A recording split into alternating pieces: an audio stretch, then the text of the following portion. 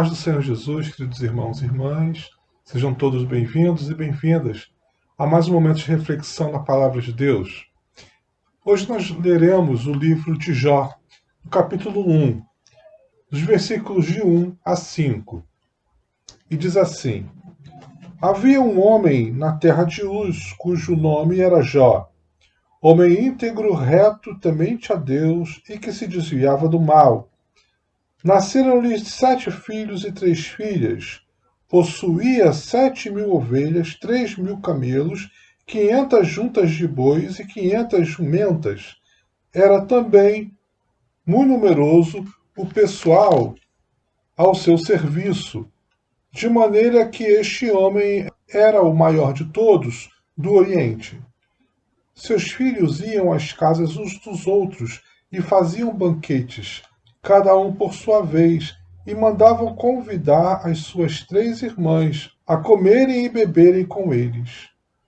Decorrido o turno de dias de seus banquetes, chamava Jó a seus filhos e os santificava. Levantava-se de madrugada e oferecia holocausto segundo o número de todos eles, pois dizia: talvez tenham pecado os meus filhos e blasfemado contra Deus em seu coração. Assim o fazia Jó continuamente. Semana passada, o tema da pregação foi o pastor de Caim.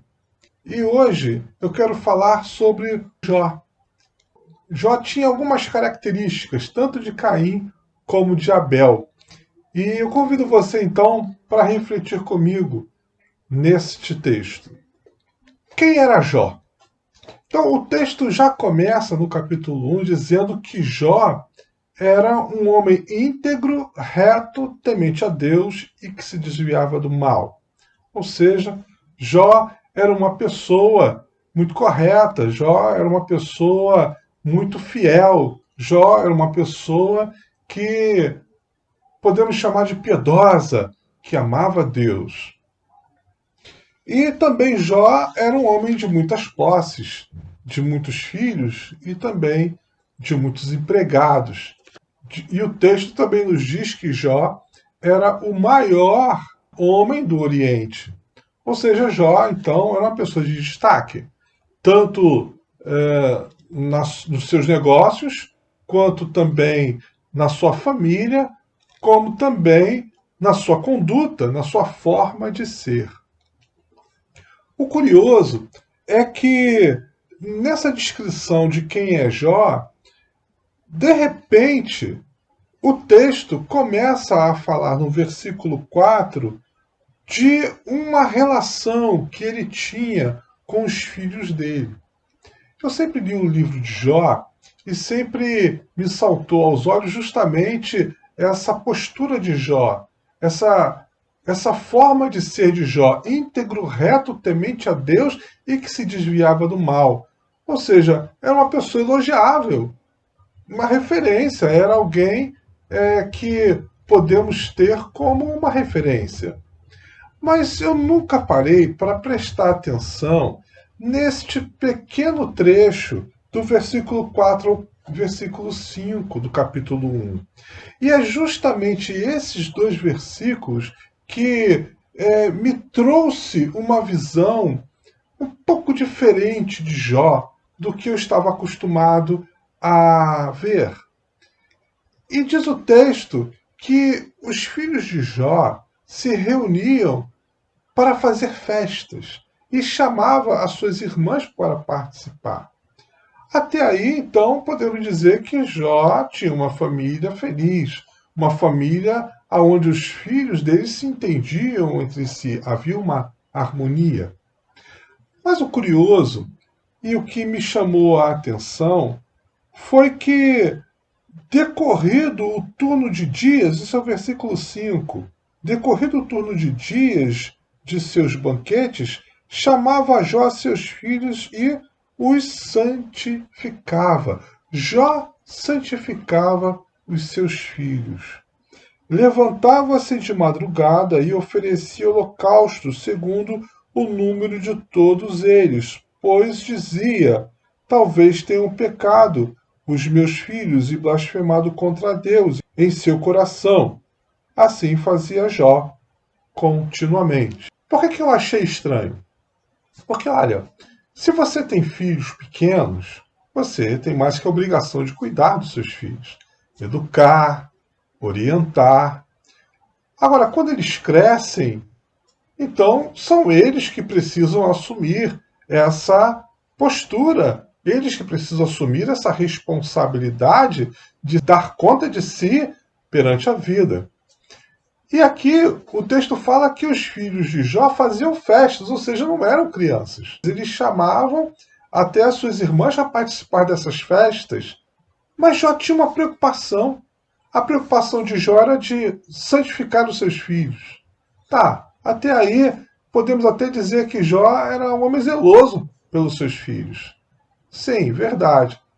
Mas a preocupação de Jó em santificar os seus filhos era porque talvez os filhos dele tivessem blasfemado contra Deus, e se não blasfemado falando, podiam ter blasfemado nos seus próprios corações. Olha que detalhe interessante.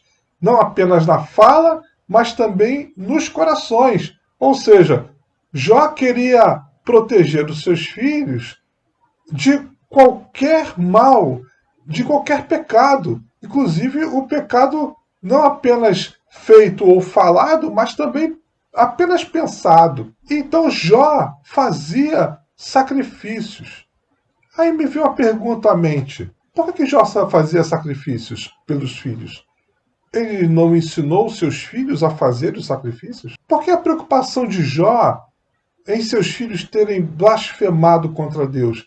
Jó não ensinou seus filhos que não se blasfema contra Deus? E como pode Jó se preocupar até com os pensamentos dos seus filhos no tocante ao pecado? Será que Jó não sabia que o ser humano é assim?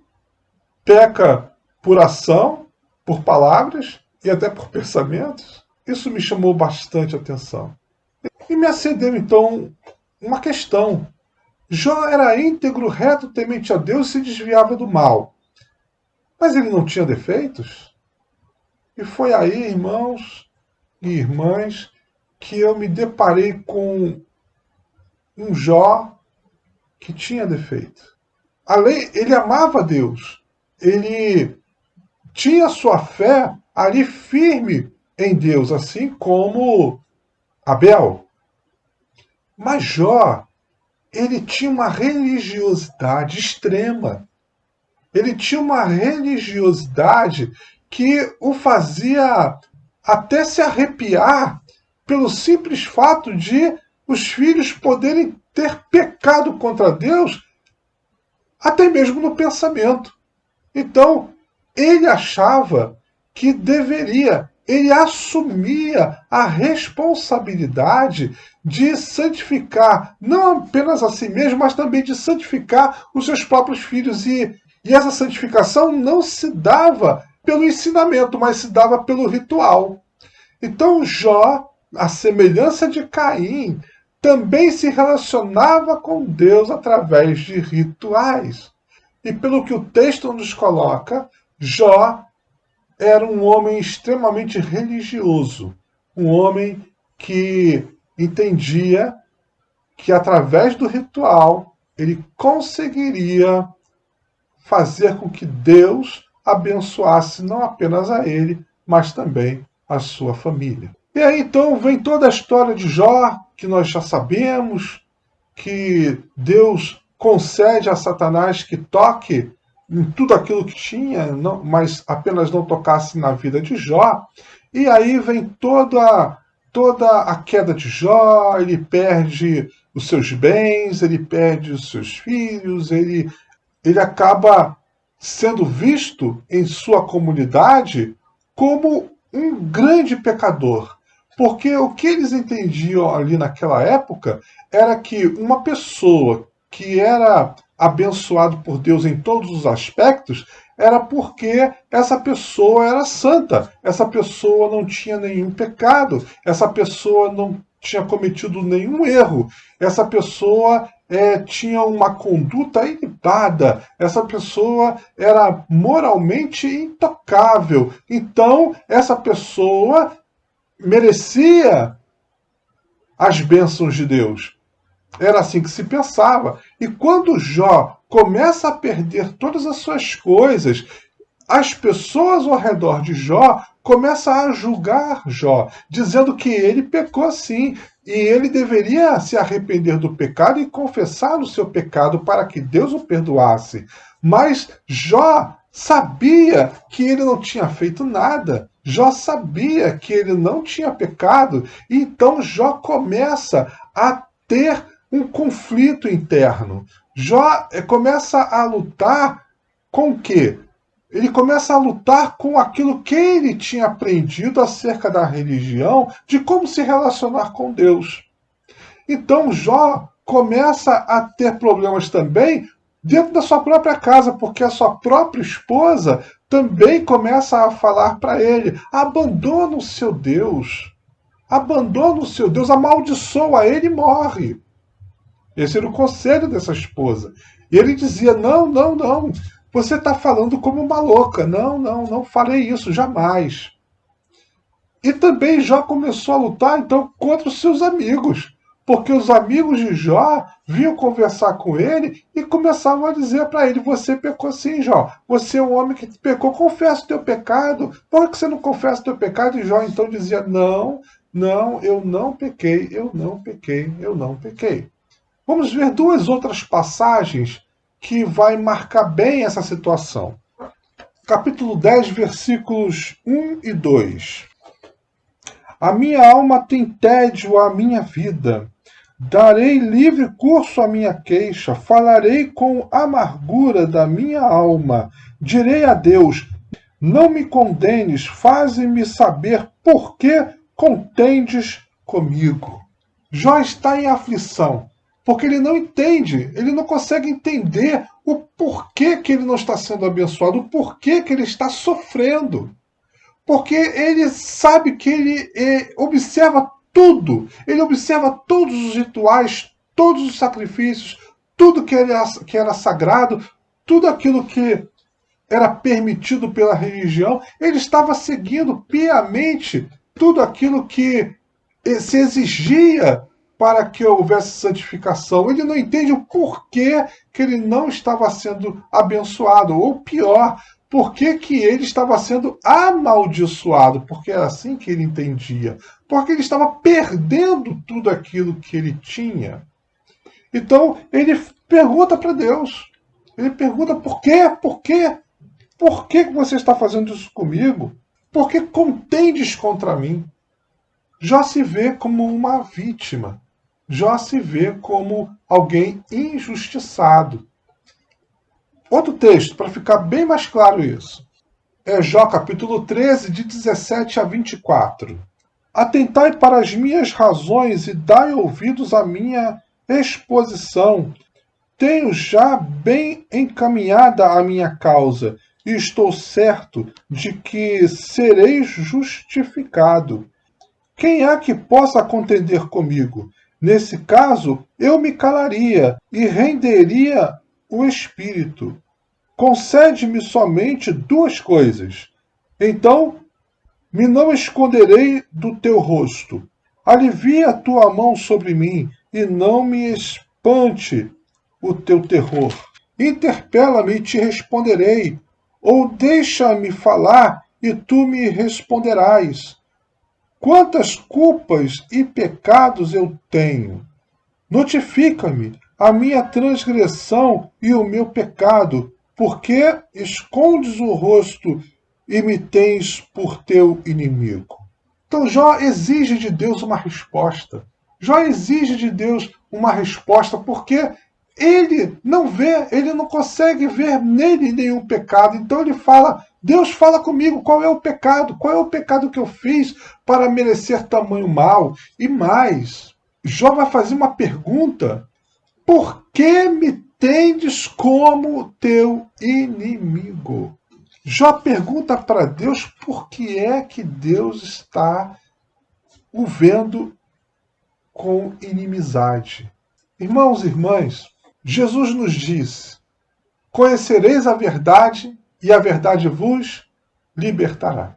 O Evangelho, revelado por Cristo Jesus, nos fala do amor de Deus, do cuidado de Deus e nos fala também de como Deus está tão próximo a nós. Há de se compreender que estamos longe da pregação do Evangelho no livro de Jó. E há de se entender também que Jó reproduzia tudo aquilo que havia aprendido acerca de Deus. E assim Jó se esforçava. E assim Jó fazia de tudo que podia, de coração sincero, para agradar a Deus, para ser fiel a Deus.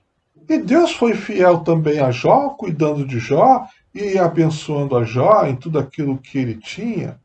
Mas Deus queria abençoar a Jó em algo maior ainda. Mas tudo que tinha o impedia de conseguir receber essa bênção maior. E a bênção maior que Deus tinha para Jó era conhecer a Deus. E não apenas ter um relacionamento religioso com Deus, representativo. E não apenas um relacionamento distante, de rituais religiosos e respostas divinas. Deus queria revelar-se a Jó de uma maneira muito mais pessoal, muito mais próxima e relacional.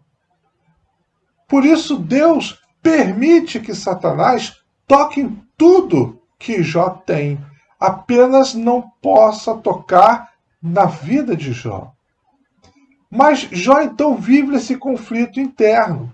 E é interessante observar que Jó tem muitas dúvidas, mas Jó não duvida.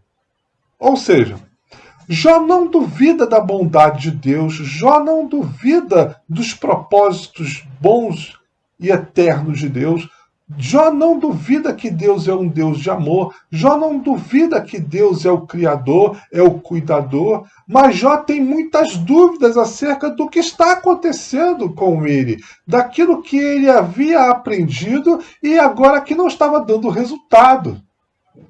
Muitas vezes nós nos guiamos assim, por resultados. Né? Se as coisas começam a dar certo, que bom, então é por aí, começo a fazer. Mas quando as coisas começam a dar errado, nós começamos então a não entender, a entrar em conflito e assim também até se desesperar. Mas muitas vezes o fato de não dar certo é indicador de algo maior, não indicador de algo errado ou alguma coisa ruim. E nós nunca podemos duvidar de Deus. Ter dúvidas acerca de Deus é uma coisa. Ter dúvidas acerca da vida, acerca daquilo que se entende sobre Deus é uma coisa. Agora, duvidar de Deus é outra coisa. E Jó não duvidava de Deus, apesar de ter muitas dúvidas. Jó sabia que havia algo de errado. Jó sabia que tinha alguma coisa estranha, mas Jó não sabia o que. E nesse ponto, nem a esposa de Jó, nem os amigos de Jó puderam ajudar, porque ali havia era acusação e ressentimento e conselhos ruins acerca da fé de Jó. Mas Jó se manteve na sua certeza de que Deus era um Deus cuidador. O que ele não tinha mais certeza era o porquê estava acontecendo tanta coisa de ruim em sua vida. Então, chegando no capítulo 42 de Jó, nós vamos ver como toda essa história acaba trazendo a Jó a maior bênção que Jó poderia ter recebido, que é o conhecimento de Deus. Então respondeu Jó ao Senhor: bem sei que tudo podes e nenhum dos teus planos pode ser frustrado. Quem é aquele, como disseste, que sem conhecimento encobre o conselho? Na verdade, eu falei do que não entendia, coisas maravilhosas demais para mim, coisas que eu não conhecia. Escuta-me, pois havia dito, e eu falarei. Eu te perguntarei, e tu me ensinarás. Eu te conhecia só de ouvir, mas agora os meus olhos te veem. Por isso me abomino e me arrependo no pó e na cinza.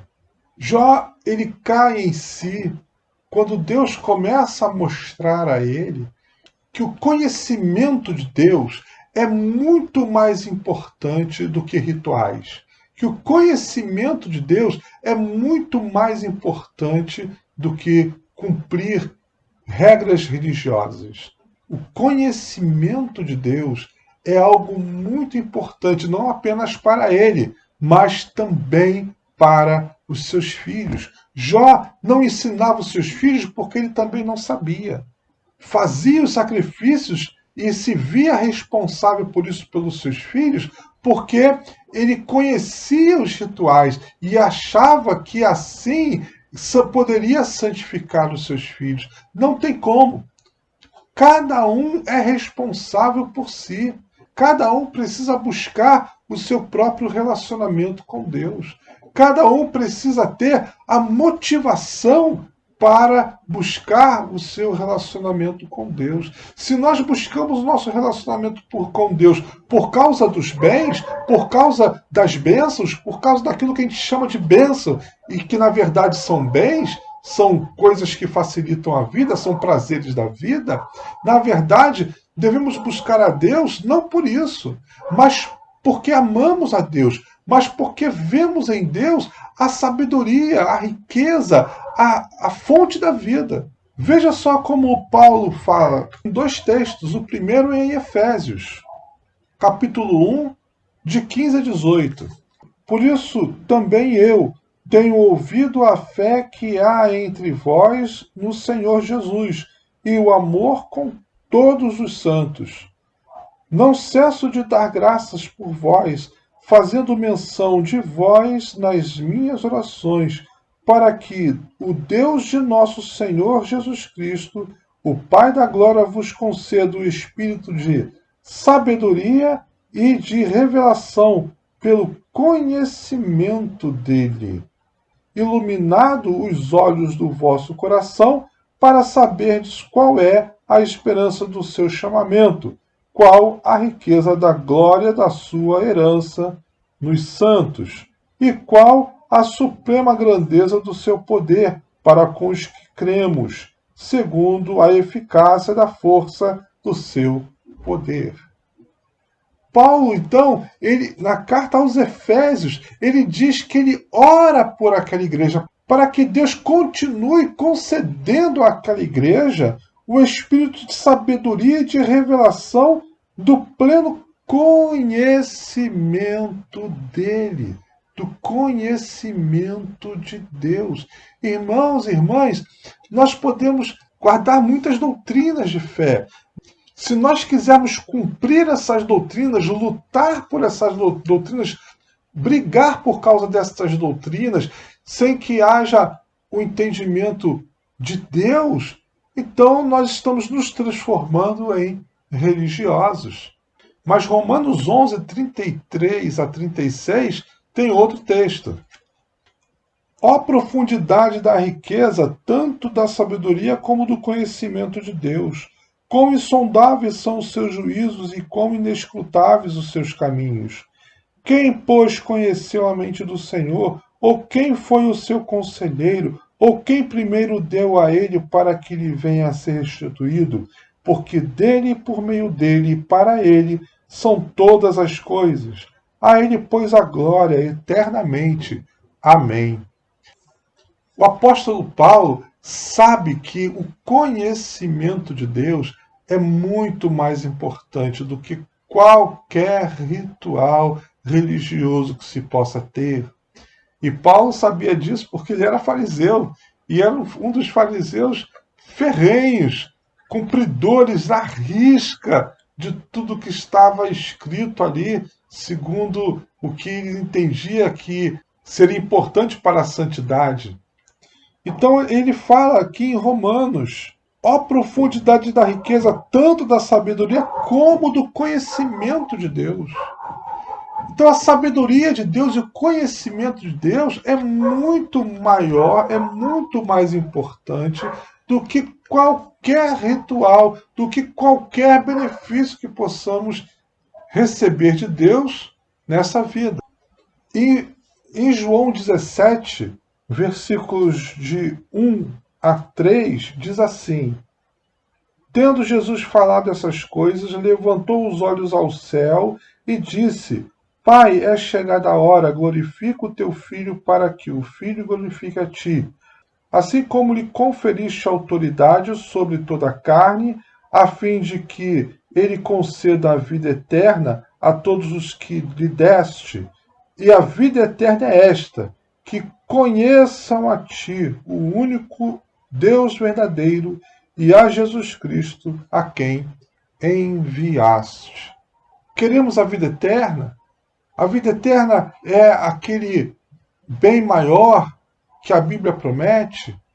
A vida eterna nada mais é do que conhecer a Deus.